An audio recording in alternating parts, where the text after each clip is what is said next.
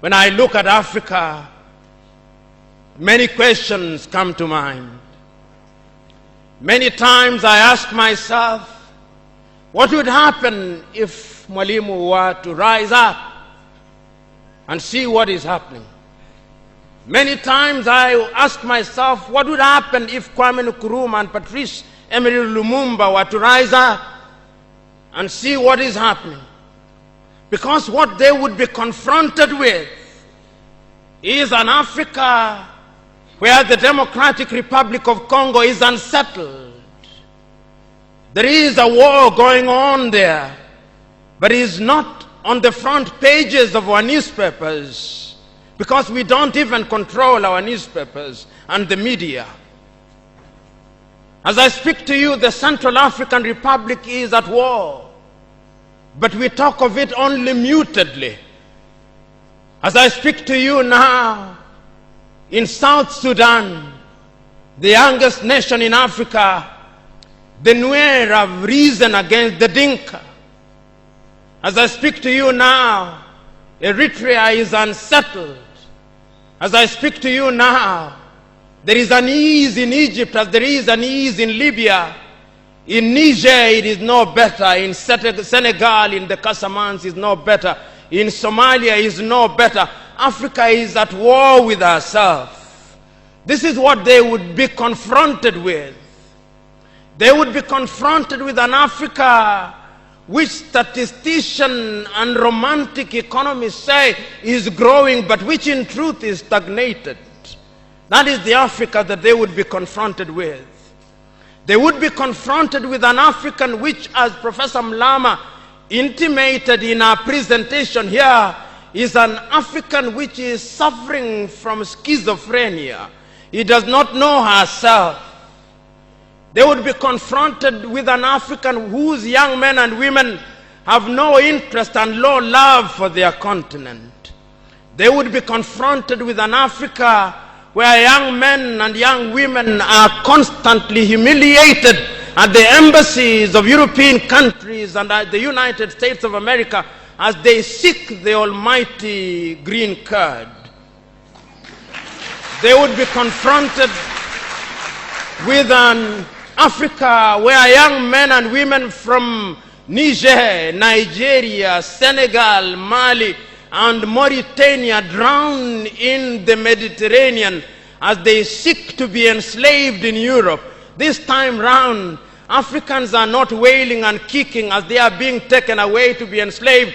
They are being seen wailing and kicking as they seek to be enslaved in Europe and America. This is the tragedy of Africa. They'll be confronted with an African where people have lost their self-pride. An Africa where Africans are not proud of their things. An Africa where in the hotels of Dar es Salaam or Nairobi, even food has foreign names. When we fry potatoes, we call them French fries, even when they are fried in Dar es Salaam. That is the Africa that they would be confronted with. They would be confronted with another Africa. An Africa which does not tell her story. An Africa whose story is told by Europe and America, the CNN, Radio Deutsche Welle, Radio France. That is the Africa they would be confronted with. They would be confronted with the young men and women who have no pride in Africa. When they want to enjoy themselves, they sing the praises of football teams from Europe and America. It is Manchester United. It is Arsenal. It is Real Madrid. And Barcelona, not Yanga, not Mufulira Wanderers, not Gor Mahia, not FC Leopards. No. That is the Africa that they would be confronted with. They would be confronted with an Africa which does not enjoy its theater and drama. That Africa celebrates Leonardo DiCaprio. It celebrates Angelina Jolie and Brad Pitt. The Africa does not celebrate Genevieve Naji of Nigeria or Rita Dominic or Lou Jacobs of Nigeria. It does not celebrate Bongowood or Nollywood or Riverwood. It celebrates Hollywood. That is the Africa with which they would be confronted. They would be confronted with African women whose greatest source of joy is cheap grade B Mexican soap opera, La Patrona, La Mujer de mi Vida, The Rich Also Cry. Why must we remind ourselves of these realities?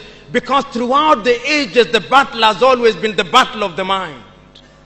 And if your mind is conquered, then you are going nowhere.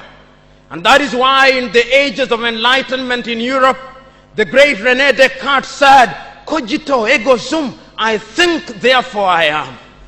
And therefore, if Africans are to begin to make a contribution in their affairs, Africans must begin to think.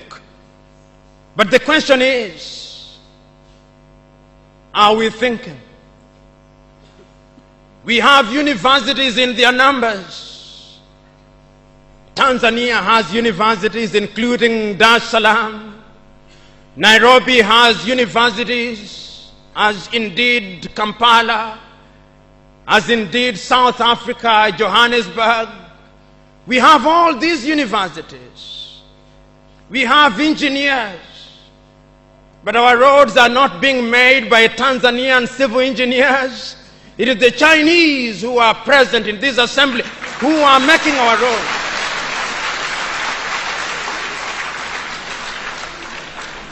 So we have engineers who cannot even make roads. We have doctors whom we have trained. But when we are sick, particularly if we are of the political class, depending on who colonized you, if you are colonized by the United Kingdom, you rush to London. If you are colonized by the French, you rush to Paris. If you are colonized by the Portuguese, you rush to Lisbon. And if you are colonized by the Spaniards, you rush to Madrid, Spain. And recently, because the Asians are beginning to get their act together, we run to India. And very lately, because the Arabs are also beginning to get their act together, we run to Dubai. Notwithstanding that we have the Kenyatta hostels of this country, the Muhimbilis of Tanzania, the Chris Hani Baragwanaths of South Africa, and the Mama Yemos of Kinshasa in Zaire or the Democratic Republic of Congo, but we have no faith in our doctors. In the area of education, we also don't have faith. Our political class introduced something that they call free education, but it's free indeed, free of knowledge.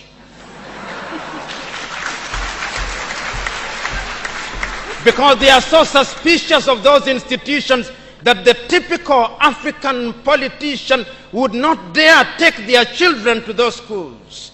Their children will be educated in the British system, in the American system, so that when they graduate, they go to the United Kingdom, to the United States. Not that there is anything wrong with those institutions, but the agenda is wrong because our leaders long lost the script and ought to be described for who they are, our misleaders. But we are co-authors of our own misfortune. Whenever we are given an opportunity to elect our leaders, we are given a blank check. And if you permit me a little latitude, and if you give me a blank check, and you allow me to analogize, and you say that I'm given the blank check to buy a Mercedes-Benz, what we do is that when we are called upon, having been so empowered, we buy what one calls a tuk-tuk from India and expect it to behave like a Mercedes-Benz. How does that happen? Because what we do is to elect thieves. We elect hyenas to take care of goats, and when the goats are consumed, we wonder why.